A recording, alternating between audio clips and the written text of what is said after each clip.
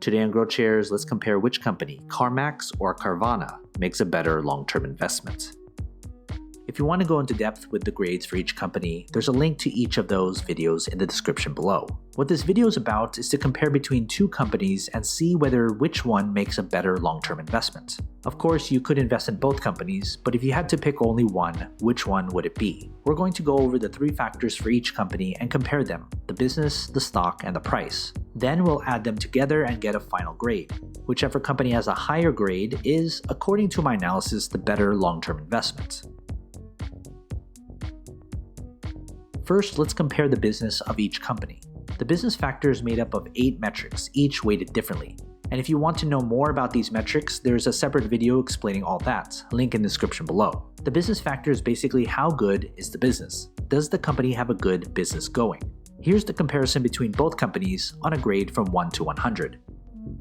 Next, let's compare the stock of each company. The stock factor is made up of 5 metrics, each weighted differently, and an explanation of each metric is provided in a separate video, link in the description below. The stock factor is basically how good the company's stock has been doing and how well it may go in the future.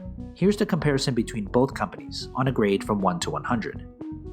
Next up, let's compare the price of each company.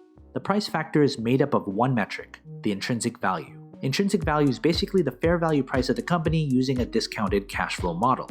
Here's the comparison between both companies on a grade from 1 to 100. And before we reveal the final grade of each company, consider becoming a Patreon member. For only $2 per month, you'll receive a spreadsheet of every grade from every company I've analyzed on this channel. It's continually updated, so check it out.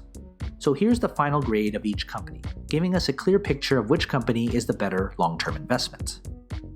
Remember, if you want to know more about each company and how I came up with their grades, I've left a link to each video's analysis in the description below. Let me know what you're invested in and if you agree with this comparison. What other companies should I compare next? Leave a comment below and consider subscribing to GrowthShares. And as always, take care of your money.